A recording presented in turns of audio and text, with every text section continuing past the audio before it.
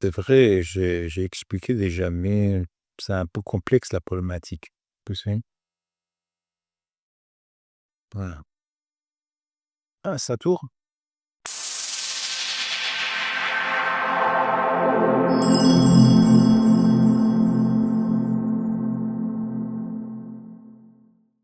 Comme je l'ai mentionné dans les vidéos de présentation, ma démarche est résolument multidisciplinaire.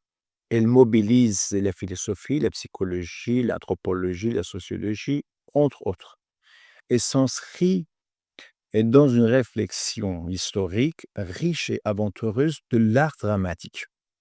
Le but, identifier des solutions rigoureuses à une problématique qui traverse l'histoire du jeu, ce défi auquel les acteurs sont confrontés depuis des siècles.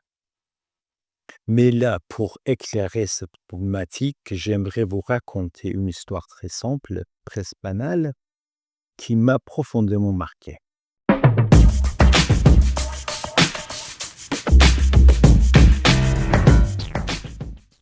Faut dire que la pièce était vraiment bluffante. J'étais complètement happé par les beautés de jeu, par l'imagination du metteur en scène, mais soudain, je me suis dit, mais en fait, c'est quoi le titre de cette pièce? J'ai plissé les yeux, pris mon mal en patience et j'ai fini par le lire sur le programme. Je marchais exprès au ralenti sur le boulevard Saint-Michel en espérant que les heures passent, que le temps s'étire pour enfin revoir après toutes ces années mon vieux prof du théâtre. Et là, un livre dans les vitrines d'une petite librairie m'a accroché. Je savais bien que les librairies mettent toujours en avant des bouquins prestigieux, histoire que des gens comme moi renoncent à s'acheter une veste de printemps et préfèrent compléter leur bibliothèque. Après, prétexte trouvé pour rester chez soi à lire. J'ai rien de correct à me mettre pour sortir. Ces livres-là, je les avais presque tous. À chaque fois que je m'arrêtais sur l'un d'eux, une phrase me revenait en mémoire, que je me murmurais à voix basse. Ça m'a donné un drôle de sentiment de joie, de fierté même. Mais aussitôt, mes pieds me rappelaient à la réalité. Les ampoules, les pavés, ça piquait. Un des bouquins que j'ai rêvé d'acheter depuis longtemps a monopolisé toute mon attention. J'ai effleuré les billets dans ma poche et je me suis demandé, est-ce que j'achète le livre ou est-ce que je vais au théâtre? Si je choisissais la pièce, je pouvais rentrer en métro. Mais si je prenais le livre, c'était retour à pied. Et pendant que j'hésitais, une brûlure atroce m'a transpercé sous le pied gauche.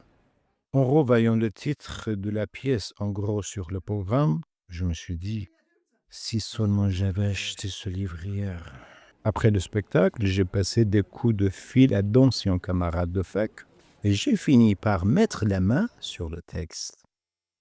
Vers 11 heures du soir, l'estomac à moitié rempli, je me suis plongé dedans.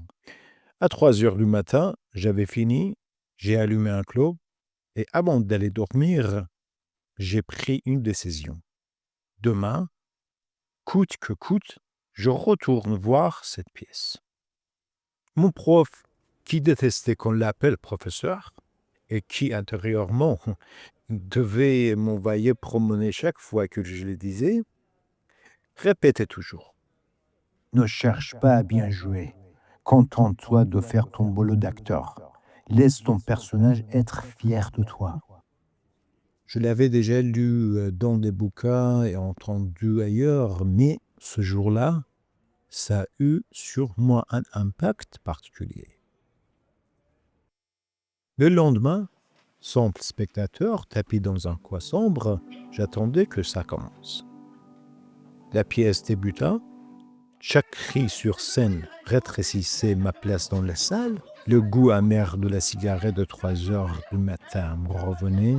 Le programme coincé entre mes doigts moites devenait riche. Au signal d'un spectateur, les applaudissements éclatèrent. Le bruit, la lumière, tout envahissait. Et soudain, la vision que je redoute depuis des années quand je vais au théâtre m'est revenue. Derrière le metteur en scène, les acteurs qui saluaient, il y avait l'auteur et le personnage pendus au fond de la scène. Ce soir-là, j'ai arpenté Paris 2 kilomètres durant, les pieds en feu, encore sonnés par ce que j'avais vu.